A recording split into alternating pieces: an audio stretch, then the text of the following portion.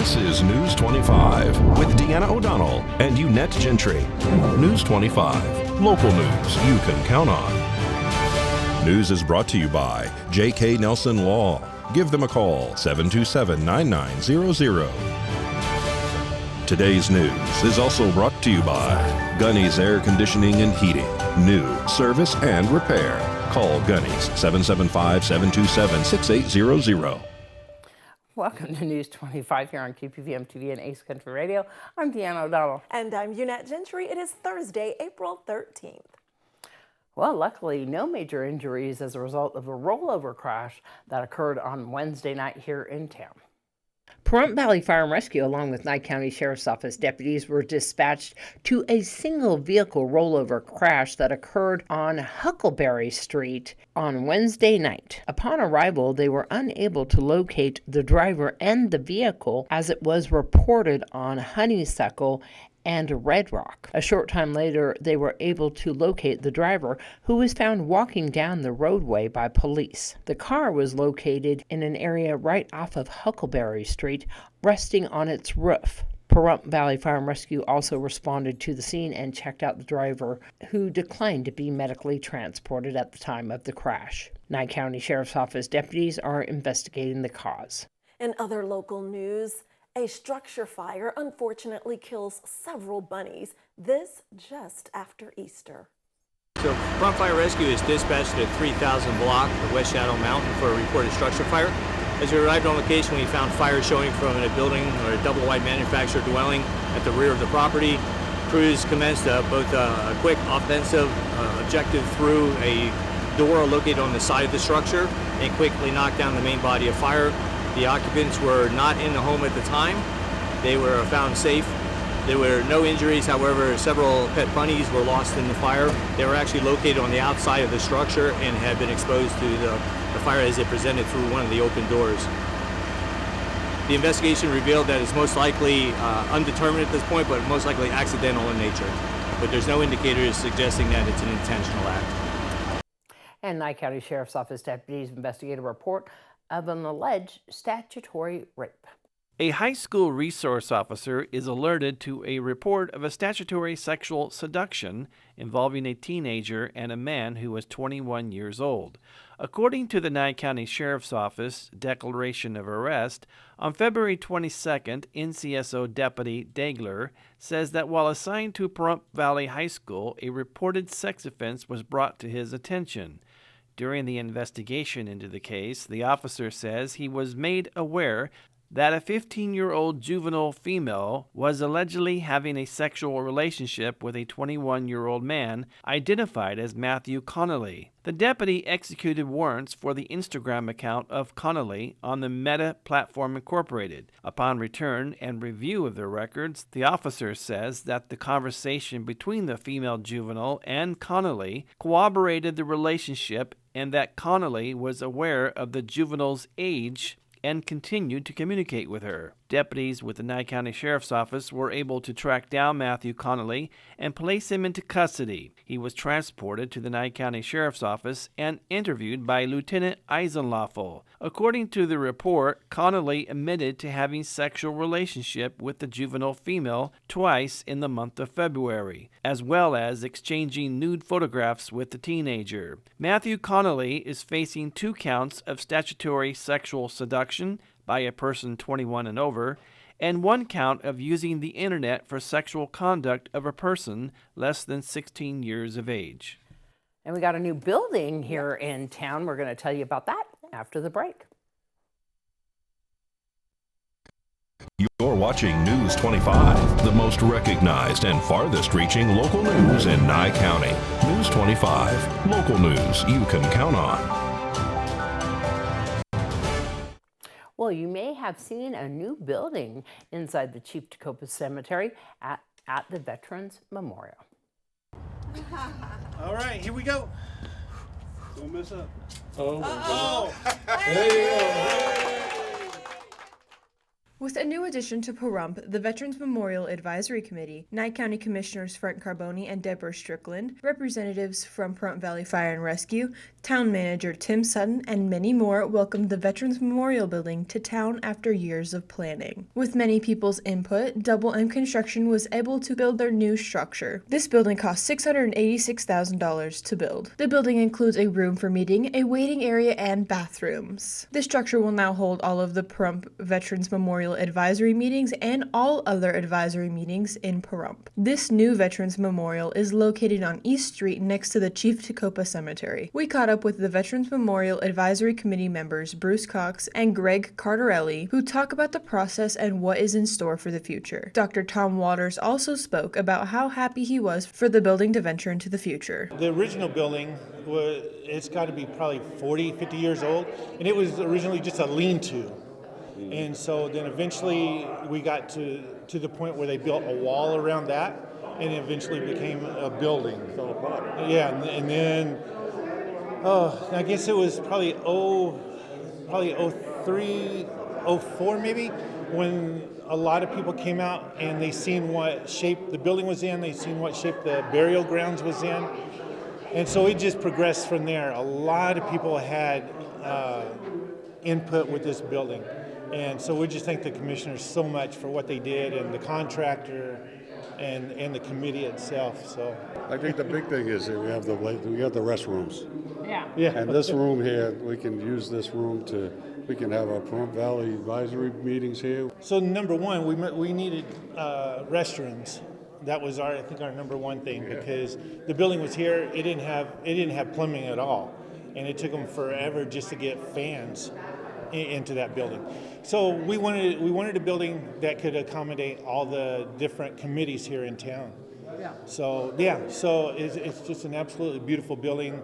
There's a lot more to be done inside the building. They've got to hook up IT, that way we can get recorded meetings. We need monitors, things like that. So the town's going to work on getting all that started. You know, this is something we've been looking for many years, and to have it and see it completed is just truly outstanding. This is a day to remember forever. The Veterans Memorial Advisory Board gave former Commissioner John Koenig a plaque for all he has done throughout the years for veterans and to facilitate the completion of the building, which still has some advancements coming in the near future. Thank you, everyone. I'm really glad to be here. This is amazing. Compared to what we had, well, you know, it fell down, so that kind of says it all. These guys need something. They did what they were supposed to do, left their families and everything to serve our country. They deserve whatever we can give them. As part of the Biden-Harris administration's goal to permit 25 gigawatts of renewable energy on public lands by 2025 and achieve a carbon pollution-free power sector by 2035, the Bureau of Land Management today announces it is auctioning 4 parcels totaling more than 24,000 acres for utility solar use redevelopment in the Amargosa Desert here in Nye County, Nevada. The parcels, if fully developed, have potential to produce nearly 3 gigawatts of renewable energy. The BLM is auctioning leases for 2 Amargosa Valley Solar Energy Zone parcels consisting of more than 3,700 acres and nearly 3,500 acres. Solar energy zones were identified in the 2012 Western Solar Plan and designated for competitive leasing for solar energy development, and because of low conflict with natural and cultural resources and low potential for conflicts with other land uses. The BLM is also auctioning rights to submit solar energy development proposals on 2 other parcels consisting of more than 10,000 acres and more than 6,000 acres. The BLM has received substantial interest for development of solar energy products and projects in the area, and the BLM expects to evaluate additional proposals. The BLM will host the live auction on June 27th at 10 a.m. local time, offering 2 parcels in the Amargosa Valley Solar Energy Zone, and at 1 p.m. local time offering the 2 other parcels. For more information, you can go to eplanning.blm.gov, and we'll be right back here at News 25. You're watching News 25, brought to you by Mountain West Lawyer, Injury Attorneys, 727-9500. News 25, local news you can count on. Welcome back. Well, the National Park Service will only accept credit or debit card payments for camping entrance fees in Death Valley National Park starting on June 1st. Last year, the park collected $22,000 in cash, which cost over $40,000 to process. Cash handling costs include an armored car contract to transport the cash and park rangers time counting money and processing paperwork.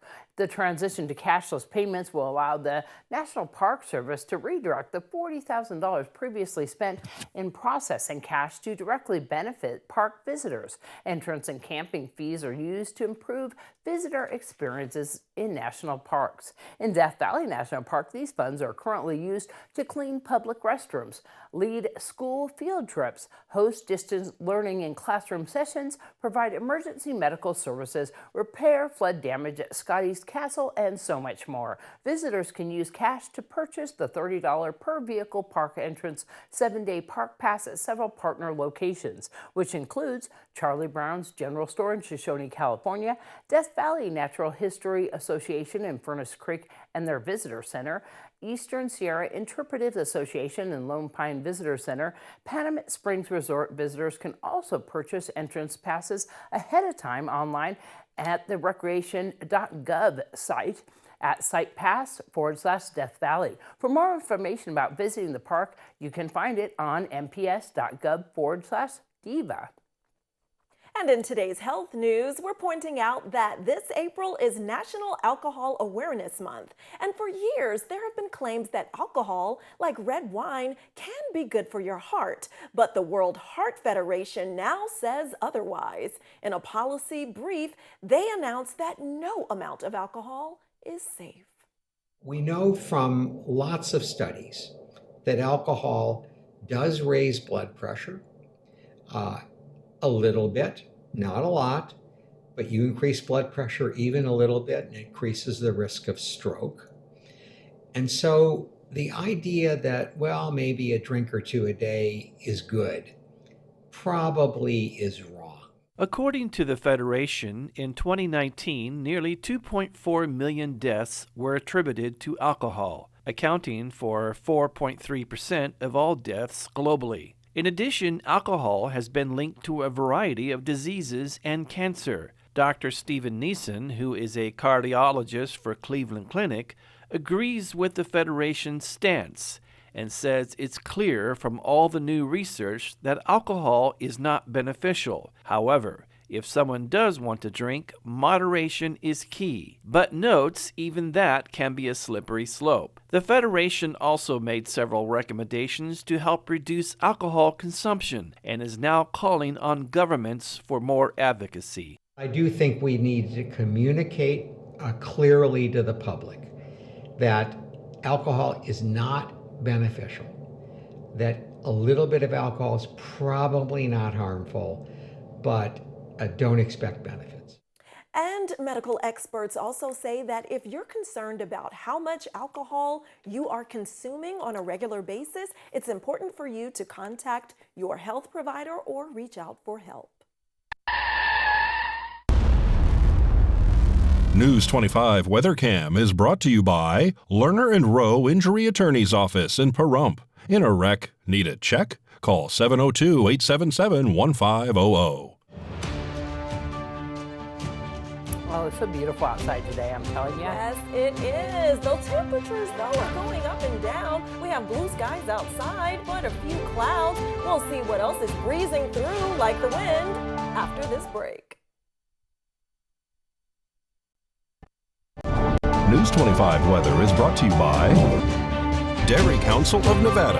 Undeniably delicious, undeniably dairy. Enjoy what's real. Hi, good evening, Nevada. This is Sean Kohler from the KPVM Channel 25 Weather Studios and worldwide on that local BTV app, the app you need on your phone on a Thursday. My goodness, Fernley, Fallon, Carson City. Feels like a lot of alliteration. 55, 54, and 56 degrees. Goodness gracious. Tonopah checking in at 52. You're the Cool Spot Award winners. 54 in Goldfield. You're trying hard.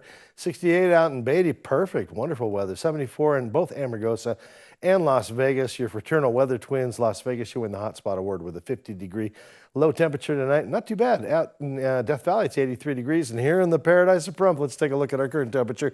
69 degrees, 71 just a little bit earlier. Not a bad day, other than the joy was tempered somewhat by those 17-mile-per-hour winds out of the west and northwest. Sun rose this morning in all its glory at 6:13. Setting this evening at 7:15. Picked up a couple minutes of daylight on the morning side, and we're heading down to low tonight of 42 degrees under clear skies. Gorgeous star watching. Won't that be fun tonight? Love that sunset. All right, as we head into the weekend, what do we see? Sunshine, actually pretty good. Winds down a little bit. They were expecting some more winds to hit us on a Friday, but it looks like those have largely disappeared. Saturday and Sunday temperatures rocketing up into the high 70s, low 80s. Gorgeous weather. Monday, not too much different. 80 degrees with 15-mile-per-hour winds, which will kind of prevail throughout the rest of the week. Temperatures slipping back into the mid-70s, but actually not too bad. Mid-70s, love that. And a gorgeous weekend ahead. Make your plans. All right, back to the desk. Here's Deanna. I'm telling you, I'm still loving those overnight lows because that keeps my air conditioning bill still dipping really down low. into the 30s, but then back up to the comfortable mid-70s. Thanks, Don. Thanks so much for that, because that means that we can still keep the temperatures pretty good during the day, open our windows at night, and it's going to keep us pretty cool during the day. All right, well, that's going to wrap up this edition of News 25. I'm Deanna O'Donnell. And I'm Unette Gentry, and from all of us here at KPVM and 8's Country Radio, we'll see you next newscast. Good night. Good night.